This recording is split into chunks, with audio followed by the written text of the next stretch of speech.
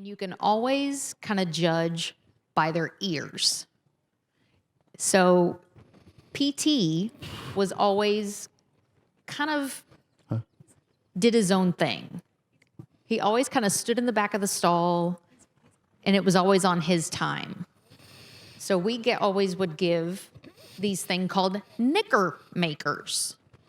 And it was these hard kind of biscuits in this tub. And you shake the tub, and they would all come out to the stall. All the heads would come out to the stall, and they would literally knicker. Everyone, PT would, okay, today I want one. And he'd come out. Some days, nope, not feeling it. He was very much an individual. But he has gone on to kind of find his niche. And it's very important in the thoroughbred world to give thoroughbreds their second chance. A lot of people don't do that as much as they should. And I'm going to go ahead and say that. We saw Chindy earlier on, 25 years old as the stable pony. Absolutely phenomenal. They want to have that second chance, whether it's dressage or a kid's pony, outrider pony, stable pony, hunter jumper. All they need is that second chance. Practice T was born March 15th, 2006 in Kentucky. His sire is Ecton Park. His dam was American Gal. In his career as a thoroughbred, he made 112 career starts.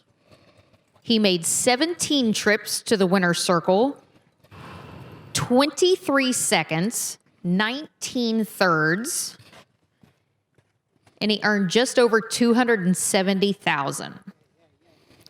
He broke his maiden as a 2-year-old in his 8th career start at Retama, which is a racetrack in Texas, on December 5th, 2008, 6 furlongs by 14 lengths.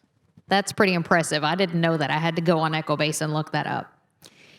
He joined the Holthus barn on March 30th, 2014. We claimed him for $5,000 here at Oaklawn Park. We made 33 starts with Practice T. He made his first start for us on April 12th of 2014. We started him here at Oaklawn, Indiana Grand, Churchill, Keeneland, and Ellis. And in those 33 starts, 6 wins, 7 seconds, 5 thirds, and I think it's so cool. He won his 100th career start. You know, everybody likes to see the glory of the stakes races and everything, but he is the grit of racing. The claiming races is what makes up the heart of the industry. But mind you, I would like to win a stakes race. But I'm not, not calling anything. He did retire after his final start on July 31st, 2016 at Ellis after a 3rd place finish. So at this time, I'm going to bring over my husband, Paul Holthus. Welcome. Hello. Good morning. Good morning. Thank you for doing this. I know you're not big on public speaking. We're good. So I don't have any choice. That's actually true. He didn't have a choice. This is Jess Knox. She and her husband, John, who is one of the outriders here, have given PT his home. And he's become your baby as well. He has, as also with John as well. John uses him in the mornings and the afternoons to do his job, as well as I use him both times to do my job. So it's nice to have a horse that we can rotate around. Not many horses can do that, but he's pretty special enough to be able to do that. So it's nice to have him in the barn with us. All right, Paul. So let's walk through a day in the life of a thoroughbred. Talk to me, because I heard you leave this morning at like 4:45. I rolled over. Talk me through as soon as you get to the barn. A typical life of the thoroughbred, around 5 o'clock in the morning, the grooms start showing up, tie the horses to the back wall, start getting the stalls cleaned, and get preparation going for when the hot walkers get there to walk the horses that walk that day. The horses that go to the racetrack that day then will have their polo bandages like this, like it's on the front of this horse, put on, and there'll be a set list made up of when the horses go to the racetrack, and they'll come out and they'll train as what you've been watching. Every trainer's a little bit different in how often they train and how fast they train, and that makes up, a big deal on how horses run. There's different bridles for racing. A lot of different trainers use different bridles. There's a rubber ring bit, which is the horse is a little bit hard to, you want him to be able to steer a little bit better than a D bit. This is a basic bit that a lot of people use when a horse doesn't have any issues. I use this bridle here a lot, called a Spicer. Gives you a little bit more control. It's got a little screw here. If a horse gets out, you can put that into his cheek. There's all kind of different things. You'll see a lot of horses that run in what we call a shadow roll. Shadow rolls for horses that mainly they put their head too high up in the air, or some horses actually jump shadows on the racetrack. So you'll put this on them so they can drop their head and also not be able to see the ground right in front of them. I run almost all the horses that I run on the grass because the grass is so different colors in different areas in shadow roll, so they can't notice that. A lot of trainers use what we call a figure 8, which keeps the horse's mouth shut. It goes around their nose and keeps them from being able to open their mouth. The reason we do that is, and also we tie their tongues. We take this piece of cloth, tie it around their tongues. A horse is real susceptible to putting their tongue back into their mouth, and it shuts off their airway. And we call it trapping their soft palate. So the tongue tie and the figure 8 try to prevent that from happening in racehorses. There's all different other equipment. There's halters and shanks, and these are called bell boots, which you'll put around the hoof. A lot of people do that when they're jogging horses the wrong way, so if they get to playing, they don't grab a quarter.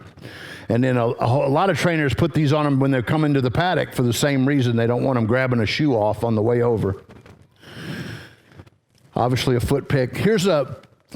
These look like blinkers, but they're really not. They have a magnetic lining in them that supposedly calms the horses. Some horses react really well to it. There's quite a few trainers here using them. There's different kind of blinkers. These are what we call French cups or open blinkers, which is my preference. And then these are 3/4 blinkers, which close the horse in a little bit more. And usually when you close the horses in with more cup, they put a little hole on the side. That way when the horse comes up to them, if they're on the lead, they can see them. And there's all different kinds. There's even more severe blinkers than this called full cups, which some trainers run in. Paul, explain like when we see in the program it says blinkers on. What's the main significance of a trainer adding blinkers? So a trainer evaluates the performance of his horse when he raced, and if he runs a little bit erratic and shies from the other horses, then that causes me to put blinkers on him in the morning and see how he reacts in the morning. And if he reacts favorably, you put them on him in the afternoon. Okay, and just the opposite. Sometimes we'll see a trainer will take blinkers off. What's the reasoning for that? And it's a case-by-case basis, but a lot of times you're just wanting to change something. What you've been doing is not working. There's been a lot of trainers over the years that if they claim a horse for the first time and he's been running in blinkers, they'll take them off. And if he didn't have blinkers on the first time they run him, they'll put blinkers on, just trying to change the horses, everything about what they're doing to the horse to try to get him to running and performing better. So go back to the hood. This is something, so a lot of you may have dogs, and we've heard of like the thunder blankets. It's kind of that I call it the whoopee. It's something that provides that extra comfort. We had a kind of a nervous filly, and it's something that it's supposed to calm them down. Is that right? Yes. And I think every horse is different, but I do see some improvement in the fillies that are real nervous and high strung when we basically leave this on them all the time, 24/7 in their stall and everything. So, and you can even put a set of blinkers over that, and they'll race. They'll come to the paddock, and it's amazing that material that's in it. It just kind of provides that extra little comfort. So, go ahead. Oh, okay. So in addition to the extra or the different type of blinker or the different type of bits, how do you determine what type of bit is going to be best for a horse? And obviously the D bit, which is this bridle, is for a horse that doesn't have any issues and is good to deal with on the racetrack as far as steering or the way he acts. And then sometimes the horse will want to lay on the bridle, as you'll see some of these horses galloping a little bit sideways. Well, they'll tend to need a little bit more bit in their mouth, which will be the Spicer bit or the ring bit. So when an exercise rider or a jockey comes back and says, oh, he was getting out or he was lugging, or how do you work together to decide that? Right. And, obviously you're going to notice it a lot of times in the morning when they're working. A horse has a tendency. We had a filly here that the first time I had actually breezed her, she was getting out pretty severely in the work. So obviously the first thing you do is you go get your tooth man. We have dentists for horses, because generally when a horse is getting out that severe, there's something going on in their mouth that's causing them to get away from the bridle or the bit. So in this instance, this filly had a cap that needed to come off. He popped the cap off and smoothed her teeth down, and we put a little bit more of a bit on her, and the filly won the first time we ran her, and she went forward from that. So once you get to the barn in the mornings, do your set list. The grooms, who are the caretakers of the horse, they go in, clean the stalls, kind of figure out what the horse is also, if they ate that particular night as well. That's a big deal. That's the first thing I do when I get to the barn, is walk down the shed row and look at every horse's feed tub. And my grooms know that when the horses eat, they turn the feed tub upside down. So what you want when you walk in the shed row to see all the feed tubs turned upside down. And occasionally you'll have a horse that, is a finicky eater, and there's situations that you have to do different things to get them to eat. But it's real important for a horse to be eating, mainly because all the vitamins and all the supplements that you're giving the horse to make him the best that he can be, you want him to eat. So when a horse doesn't eat, what can that be indicative of? It's typically a small filly or not a big horse. Most geldings you don't have any issues with, but they're kind of like people. They can be finicky. And obviously the smaller the horse, the less they're going to eat a whole lot of times, because of just the capacity that they can take in. Real quickly, I do have an announcement. Craig Douglas, if you are here, you need to move your car ASAP, or somebody's going to move it for you. Craig Douglas, you need to move your vehicle. So once you assess the previous night's meal and the set list is made, and then your exercise riders get to the barn, what's the next on the agenda? So you start I bring them up 2 at a time because of my number of horses, but there's other trainers that'll have 4 or 5 that come up at a time, and they'll do different things with every horse. Some horses train less up to a race, and other horses you have to train more up to a race. They're all individuals, all need different plans to get them to the race in their best possible condition. In my opinion, the better the horse, the more training they can take. A lot of times the lesser quality horses, what makes them lesser quality is they can't withstand the training to get 100% fit. You're better off keeping them happy and not doing as much with them. So it's kind of like a science figuring out what horse can take what, because how many horses do you have right now? We have 20 horses here at Oaklawn. So that's 20 horses and almost 20 different training programs for each horse. Absolutely. Everyone's different, and you have to adapt to what you see. When for instance, a horse doesn't eat real well, obviously that's a day you want to do less with them on the racetrack to try to get them back feeling good enough to want to eat, and if for instance, if you took that horse that didn't eat very good for a couple of days, went out there and exercised him really, really hard, he's probably not going to eat again, right? So those are things you have to adapt to every day, and every horse is an individual as far as that goes. So in addition to handling the training regimen, also the help, he's visited by the vets several times throughout the morning to make sure that everything is copacetic, and the feed companies, the tack vendors. I mean, it's kind of become a well-oiled machine throughout the morning process. Sure. We have a vet that specifically works for me that usually comes by early in the morning when I'm first there doing the set list. We go over what we want to do with horses that are in. I mean, there's certain treatments and certain things that you can do up to 24 hours out, and we do that on those horses. There's blacksmith that has to be lined up that morning to make sure that the horses that are going to run next week have new shoes and are in good order as far as their shoes are concerned. Obviously, once a week, you got to order feed, you got to do everything. I mean, it's all running it like a business. So let's discuss, you mentioned supplements and all of that good stuff. They have a pretty hardcore diet. Just like professional athletes would. There's a lot of vitamins, a lot of supplements, a lot of high-level feed that is involved. Talk us through that, and how much actually do you feed? Do they get breakfast? Do they get lunch? What type of dinner? And obviously they're athletes, so nutrition is a huge part of, in my opinion, to making the horses be the best they can be. And so you want to feed them the best feed that you can get. There's all different kind of supplements, and some horses need different supplements than others because they're lacking nutrients. We run blood counts on the horses all throughout the year. When we get a horse that, for instance, didn't eat a couple nights in a row, you just think that horse is not doing real great, the first thing we'll do is we'll pull a blood and run a complete blood background to see if there's anything that this is going on with the blood count that might cause him to not be eating. Every trainer's different on their vitamins and everything. Obviously, there's no way you could feed everything that's out there. So you have to get your plan and stick to your plan of what you think is going to really help the horse, as in immune supplements. I mean, obviously, electrolytes in the summertime is a huge thing. We still cook our oats, which I think is a really good thing. It makes horses really want to eat.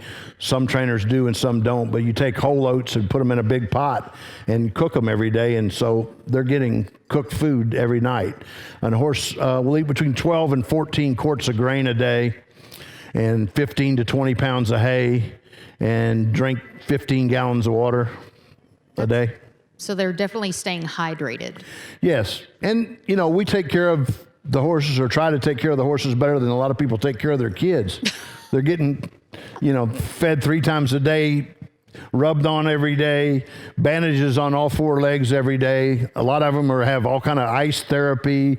We have a Magna Wave machine that's run on the horses. And, I mean, they're getting taken care of really well. So what type of precautions are taken, if any, when the weather gets severely cold or severely hot, like when we go to Indiana in the summers? Yeah, and horses they like the cold until it gets down in the teens or below that. I mean, we put blankets on them to make their coat look better, but as far as the horse is concerned, the cold really doesn't affect them other than the way they look. And obviously, when you bring a horse to the paddock, you want him to look good, so we put blankets on them at night for that reason, and heat lamps in the stalls.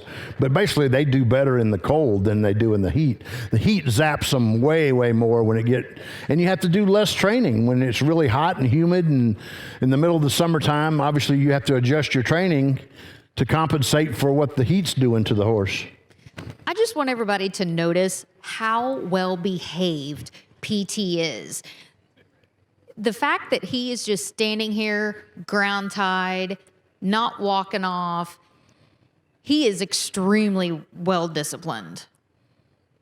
Don't you think? Absolutely. For a racehorse to turn to his second vocation and to be this calm and this great at it, it's a really good thing. He's a little rock star. Yep, he does a good job. Oh my gosh, I'm just like a proud mama.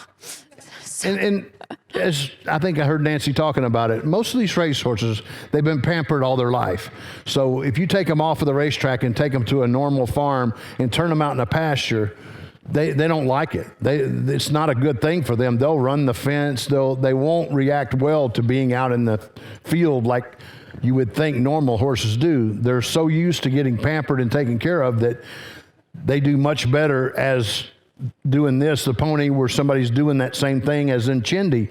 They've tried to stop on Chindy several times because of his age and everything else, and he gets to looking terrible and not doing good when he goes to the farm, which is really strange, but that's what happens. So Paul does come from a racing background. Many of you know the last name, and his dad was Bob Holthus. Many training titles here at Oaklawn Park. What were some of the things that your dad instilled in you in regards to care of the thoroughbred? Yeah, I mean, I started working for him when I was 16 years old. And obviously, we always carried a whole lot of horses. So, the main thing is the feed and taking care of the horses. And his opinion always was and will be, if you want to win races, you got to get in this condition book right. There's a lot of people. Explain what a condition book take good care of their horses, but there's different levels to run your horses, and they don't have to be fast. They just have to be faster than the ones they're running against. So you got to put them in the right race to win. That's the whole key to winning races as a trainer. So that's not only a Paul-ism, as I like to call it. They don't have to be fast. They just have to be faster than the ones they're in with. And sometimes when he's known to wheel a horse back in a little sooner than others would, he likes to say, they don't give milk or lay eggs. They got to run. They got to run.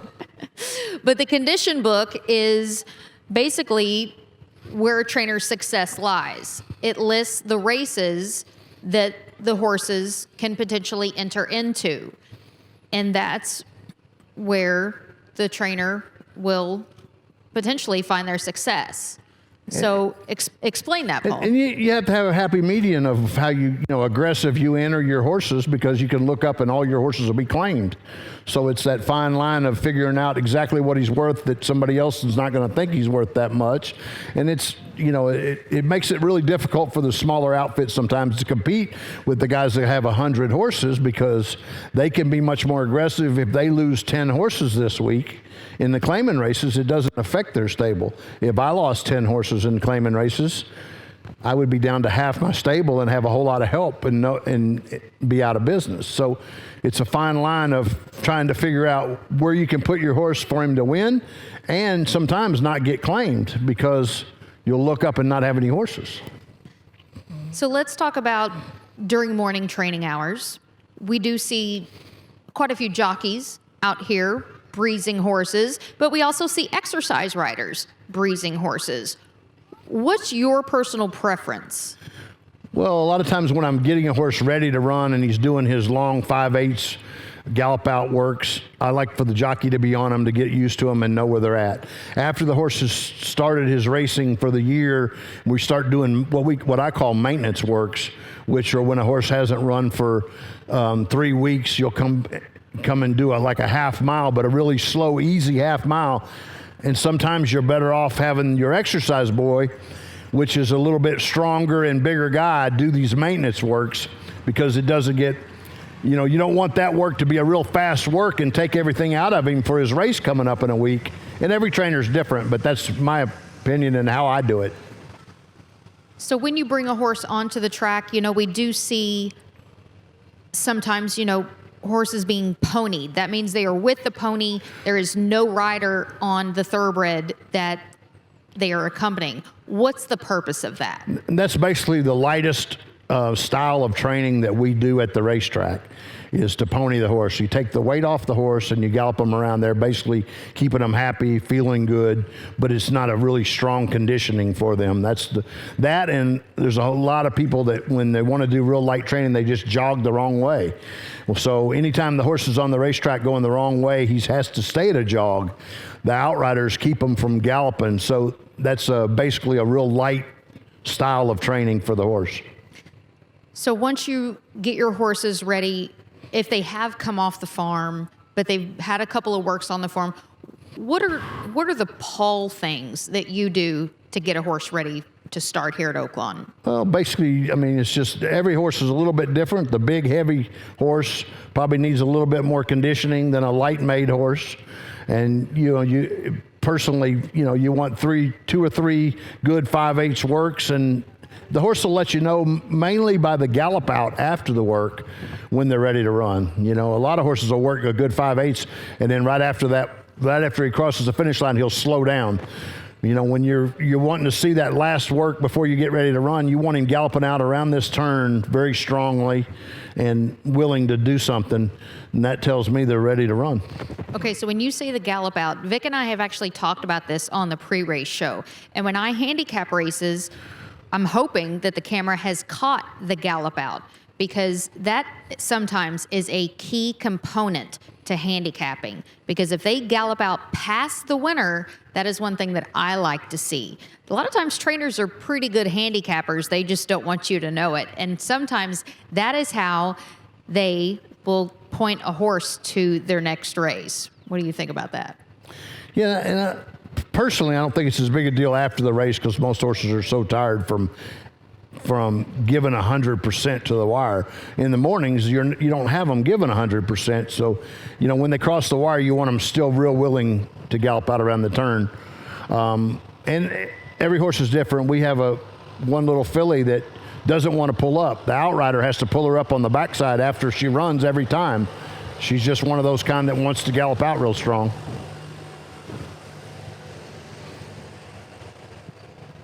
So Oaklawn has been your home for a very, very long time. Paul actually has quite a bit of history, family history here at Oaklawn, going all the way back to his grandparents. Your grandmother actually had one of the first, not the first, but a track kitchen here at Oaklawn Park. Yep, my grandparents ran a track kitchen here in the late 50s. They moved here in 52. My dad started coming, I think, in 56. And that's where he met my mother here. I was born in 1961, and my dad raced here from like 56 on.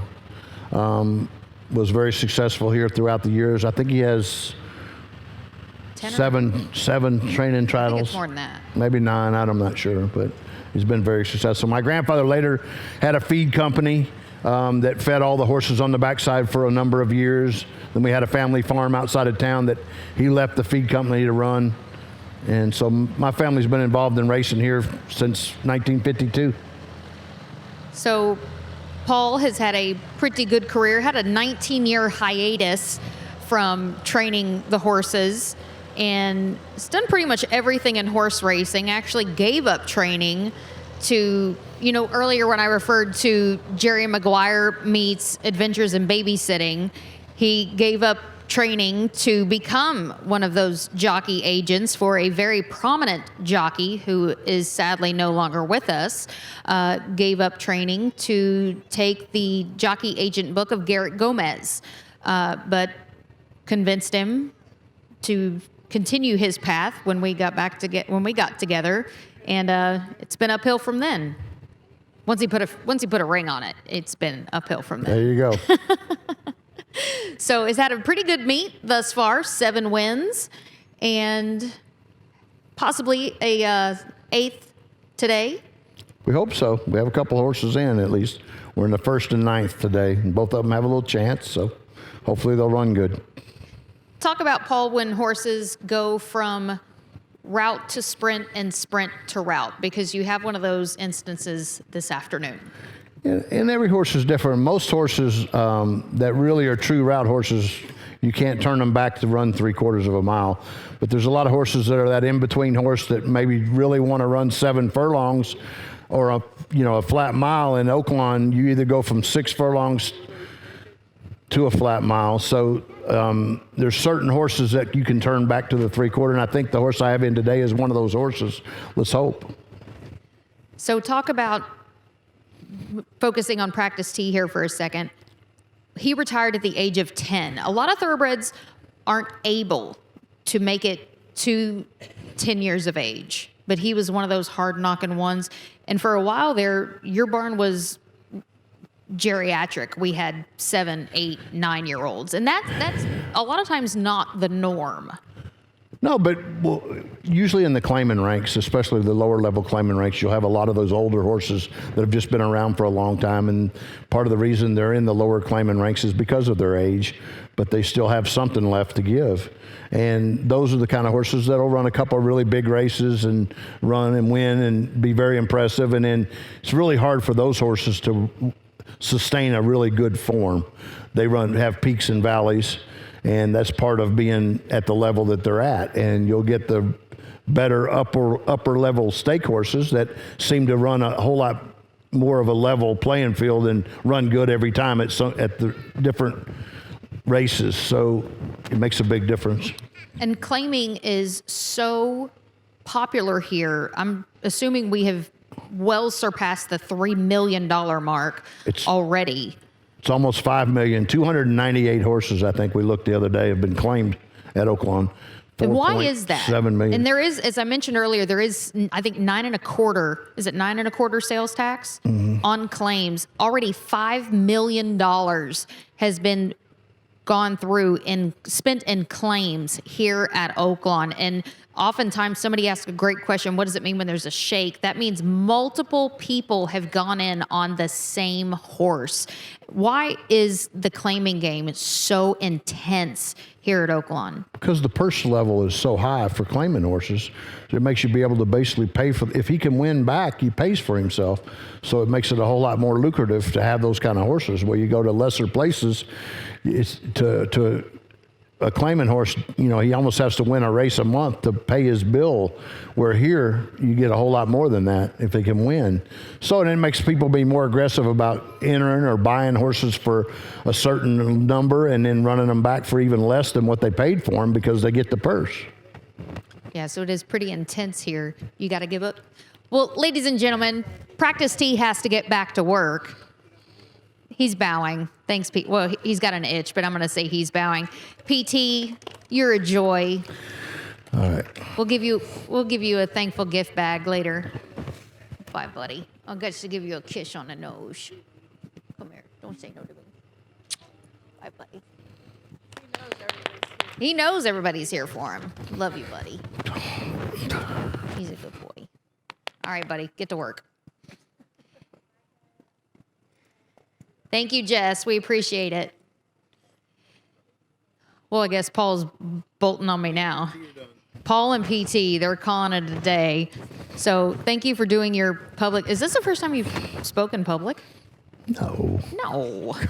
Paul actually I've made references, and if you've seen it before, one of our Facebook Lives, the Tech Sutton Air Transport, they call it Air Horse One. Paul actually ran that company for 8 or 9 years. So he used to, well, he's good at bossing people around for a living, but let's just say I wear the pants and no, I really don't. But thank you, Paul, for. No problem. Thank you very much. You suffered a blackmail.